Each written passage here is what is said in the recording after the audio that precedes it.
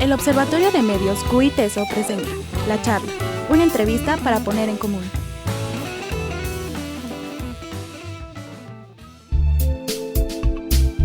Bienvenidos a La Charla, una entrevista para poner en común en esta ocasión a propósito de la visita del Papa a México. Mi nombre es Rodrigo González. ¿Qué tal, Rodrigo? ¿Cómo estás? Yo soy Carlos Zelaya. Y tenemos a un invitado muy especial. Está con nosotros Juan Carlos Enríquez. ¿Cómo estás? ¿Qué tal? Muchísimas gracias por invitarme, Rodrigo, Carlos. Muchísimas gracias a Juan Carlos. Juan Carlos ha estado últimamente en los medios a propósito justamente de la visita del Papa. Él es doctor en Sociología por el Boston College. También es profesor del Departamento de Estudios Socioculturales en el ITESO y es conductor del espacio radiofónico Todo se aclara de la Radio Ciudadana del EMER. Así es. Juan Carlos, pues vamos rapidísimo al tema, que es la visita del Papa a México. Como primera impresión, quisiera que nos contaras un poco de tu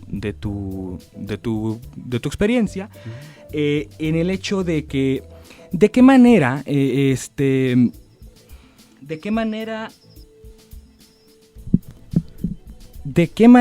afecta el hecho de la venida del Papa a una agenda mediática que ya se tenía más o menos estructurada aquí en México.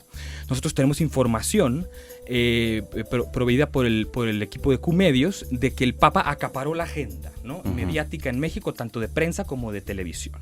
Entonces, ¿de qué manera es que afecta la visita del Papa la agenda de los medios mexicanos? La afecta no solamente de los medios mexicanos.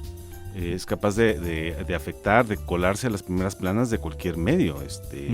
Estamos hablando del líder de opinión más importante del mundo, el que es repetido y citado por otros líderes importantes mundiales. No hay que olvidar que es muy difícil que un presidente de los Estados Unidos cite a alguien vivo en un discurso dirigido al Congreso de la Unión.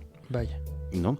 Cosa que sí hizo el presidente Obama y a quien citó fue precisamente el Papa Francisco. Entonces estás delante de un personaje cuyo calibre de liderazgo mundial no hay de otra, va a jalar toda la agenda mediática y muchísima de la agenda pública, que es distinta que la mediática, ¿no? O sea, la agenda mediática es lo que publican los medios, la agenda pública es lo que la gente habla, lo que la gente hablamos. Entonces, ¿qué jaló? Pues todo. Aquí lo interesante es qué de la agenda pública mexicana jaló el Papa para meterla en su propio discurso. Y eso es lo que es interesante. El Papa no vino a hablar de lo suyo, sino que incorporó elementos que estaban vivos y candentes en la agenda mediática. Entonces, en ese sentido, este perfil muy particular, interesante, es decir, no es cualquier líder de opinión, no es un jefe de Estado importante, sino que lo que sea que comente, que diga, un perfil como el de el Papa Francisco, Jorge Mario Bergoglio, va a tener un impacto inevitable, ¿no? Sí. Es decir, los medios lo van a tratar de alguna manera, pero el hecho es que cualquier cosa que diga un perfil como este va a tener un tratamiento especial. Que diga y que haga. En ese sentido, ¿qué crees, en qué medida crees que afecte, es decir, el hecho de que el Papa diga o no diga algunas cosas, como se le criticó en algunos medios, es decir, que más que lo que dijo fue lo que no dijo? Lo que no dijo. Es que las dos partes van a estar presentes. La tensión está tanto en lo que se está refiriendo, había mucha expectativa. Se hizo una encuesta, de hecho, antes de su llegada, y cuando se le preguntaba a la gente de qué debe de hablar el Papa cuando venga a México, era una pregunta abierta y la dispersión era tremenda. Era una pregunta abierta, por lo tanto se cabía de todo, pero se incluía ahí básicamente los temas candentes que están en la agenda nacional, todos ellos, ¿no? Por ejemplo, el asunto de los 43 de Ayotzinapa, de los desaparecidos, se llevaba un 1.2%. Parece que es poco, pero cuando haces la pregunta directa de ¿debe hablar sobre los desaparecidos? ¿Sí o no? Subía a 67%. Un tema sumamente sensible. Lo interesante es que la agenda de justicia social, la gente, antes de que llegara el Papa, antes de saber de qué iba a hablar, ya tenía la expectativa de que hablara precisamente de esos temas. Claro. Eso yo no me imagino que se le hubiera exigido a Juan Pablo II o a Benedicto XVI. Al Papa Francisco, la gente en la calle sí lo estábamos esperando. ¿Ya ¿no? qué crees que se deba?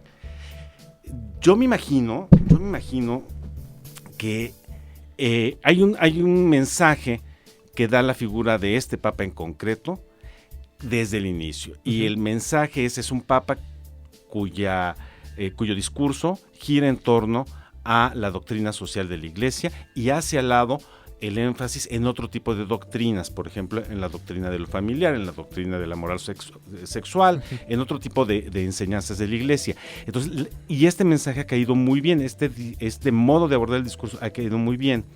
Y por otro lado, sí tienes una ciudadanía que sabe leer que una visita de este calibre no es tan ingenua. O sea, que sí hay una expectativa de que es una figura que es religiosa, sí, pero que viene también a hacer un tipo de política, ¿no? Juan Carlos, en ese mismo sentido, la visita de Bergoglio se da en un momento de crisis severa del gobierno federal mexicano. Sí. ¿Es esto una artimaña política por parte del gobierno mexicano o por parte del mismo Vaticano también? Es muy difícil saber las intenciones, es muy difícil saberlo. Lo que sí, digamos que lo que sí es normal es, por supuesto, que hay un interés del gobierno mexicano en que venga este personaje, hay un interés de las figuras políticas de acercarse al personaje, aunque sea ir a la Basílica de San Pedro y tomarse una foto ahí, no únicamente del presidente Peña Nieto, los demás presidentes atrás también se quisieron tomar una foto, y de hecho hay fotografías, si tú quieres, muy burdas, de gobernantes que se van a retratar cerca del pontífice o cerca del Vaticano, porque eso les legitima, para aprovechar los presenta. Pues claro. sí, tienes un 82% de la población que es católica. Pero entonces fue esto una especie de espectáculo mediático. No podía ser de otra manera. O sea, todo lo que ocurre en la vida pública en este país es mediático y está revestido de una estética que se llama el espectáculo. O sea, estamos cifrados, el modo como nosotros sentimos la realidad es en términos de espectáculo, ¿o no? Bueno, hasta las relaciones personales y afectivas las sentimos en clave de telenovela, ¿no? Pero Como de farándula, pues. Como de farándula, sí. Entonces no podía ser de otra manera. Aquí lo interesante es, a pesar de estar en un escenario muy, si tú quieres, televisivo, muy de espectáculo, muy de musical, sin duda, sí. un líder es capaz de poner temas en su discurso que son candentes y que no son nada de espectáculo, que no son nada condescendientes, sino que son tremendamente serios. Lo que pasa es que la tarea de entender ese discurso apenas comienza. Vamos haciéndole el análisis a eso que dijo el Papa. Okay. De lo contrario, se va a quedar únicamente en esta estética de lo espectacular. Okay. Hablando de las declaraciones que hizo el Papa, es decir, se refirió a asuntos de narcotráfico, ¿no? De corrupción, de obispos, ¿no? Con alianzas del poder, pero si pudiéramos checar o si pudiéramos tener acceso a las otras respuestas, por ejemplo, de la encuesta esta que estabas citando, ¿qué otros temas que salieron en esa encuesta no tocó el Papa y por qué? ¿Por qué crees que asuntos como el problema evidente de pederastas, exacto, el asunto, llamarlo así, ¿no? El de las desapariciones forzadas en México, etcétera, ¿por qué crees que no se hayan tocado? Es decir, ¿habrá sido petición del gobierno? ¿Habrá sido propia decisión del Vaticano? Yo creo que a final de cuentas había una expectativa de la sociedad civil de que hablara de temas muy concretos, de grupos muy concretos, caso más concreto del grupo específico de los 43 de Ayotzinapa, y había una gran movilización para que eso sucediera. Y por otro lado, tienes tú a un discurso papal que no se dirige a lo más concreto, porque sabe que su audiencia es algo más allá del país en donde está. Entonces va a tomar no los casos, sino el tema de fondo, en este caso, son los desaparecidos, no usando la palabra desaparecidos. Lo curioso es que nunca dijo la palabra desaparecidos, sino que empleó una palabra, una categoría que es mucho más fuerte: los arrebatados, los criminalmente arrebatados de su familia. Y eso, que parece que los medios no lo registraron, es mucho más fuerte que hablar de desaparecidos. Lo que pasa es que es un nombre no utilizado por quienes se están movilizando. A ver, es decir, el Papa utilizó un lenguaje que no esperábamos, es decir, decíamos los arrebatados, ¿cierto? Sí.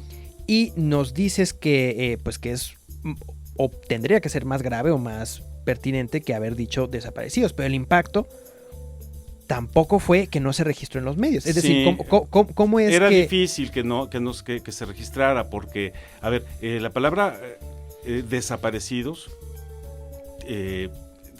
estábamos hablando de más de un año de lucha social, de esa bandera muy en concreto, de esos rostros que se reclaman muy en concreto. Era muy comprometedor el discurso del Papa, por supuesto emplearlo. Sí había una expectativa para que lo empleara, pero al mismo tiempo no significa que haya hecho a un lado la preocupación de este fenómeno. Con otras palabras, fue haciendo denuncias de lo que en el fondo hay detrás de los desaparecidos. Lo que es interesante es, este tema logró colarse, desde mi opinión, hasta mero arriba de la agenda de las expectativas. Ahí se mantuvo y ahí se mantiene como discusión. Y eso es un logro para los que están a favor de la causa, no solamente de los 43, sino hoy en día estamos hablando de casi 30,000. Sí, así es, Juan Carlos.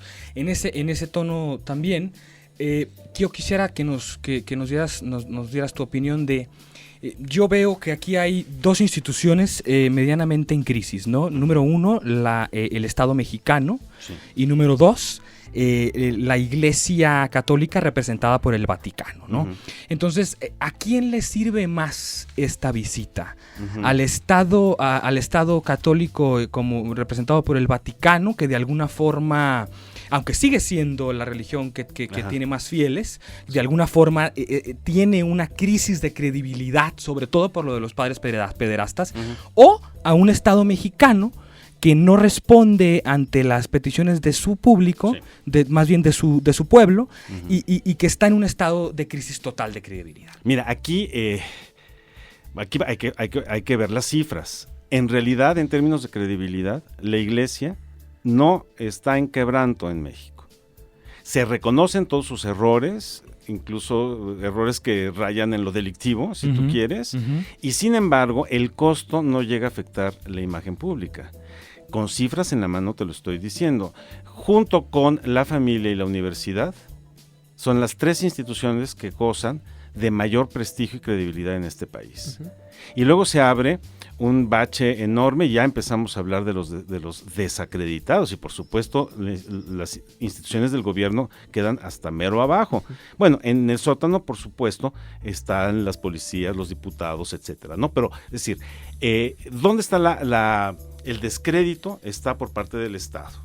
Ahí sí hay un gran uh-huh. descrédito, todo el mundo lo reconoce y lo sabe. En la Iglesia se le reconocen sus problemas, pero no tienen el descrédito. Cuando se le pregunta a la gente en concreto, ¿a quién cree usted que más benefició la visita del Papa? Sí, esta es una pregunta abierta uh-huh. del encuestador, que es la Casa del Gabinete de Comunicación Estratégica, que dirige Federico Berrueto y que lo publica, y podemos todos los mexicanos hacer uso de estos datos. Uh-huh. Si nosotros agregamos, tenemos que un 38%, casi 39%, opina que quien sale beneficiado es la religión católica, sea uh-huh. porque beneficia a los católicos, a los creyentes, o a toda la comunidad religiosa, ¿no? Y si le sumamos que también al episcopado mexicano se beneficia, entonces ya se nos prepara a un casi 40%. Uh-huh. Y en cambio, solamente 22% opina que quien se beneficia es el Estado. ¿El Estado, ya sea el mexicano o el Vaticano? No, el mexicano. El Estado mexicano. El mexicano. Es decir, que cuando le preguntamos a la gente quién salió ganando de esta visita, te dicen, pues quien salió ganando, los fieles, la Iglesia, ¿no? La Iglesia en su conjunto. Los creyentes, la religión católica, como lo queramos poner, pero esa es la instancia que sale ganando, no de una manera rotunda, son 40% a lo más que le damos. Ajá. Y 22% nada más piensan que quien sale ganando es el Estado. Es decir, que si nosotros pensáramos es que el Estado invirtió esto para hacerse de legitimidad, recuperar credibilidad, la verdad fue muy mala inversión, o fue una inversión no tan redituable. Cuando le preguntamos, bueno, hace unos días publicó el Reforma, publicó ya la encuesta si se mejora o empeora la imagen del presidente. Queda igual, sí. No hay una mejoría. No funcionó así. El acercamiento con el Papa no necesariamente mejora la imagen del político que se le acerca, ¿no? Entonces, es decir, por ejemplo, hablando de la cobertura mediática, ¿no?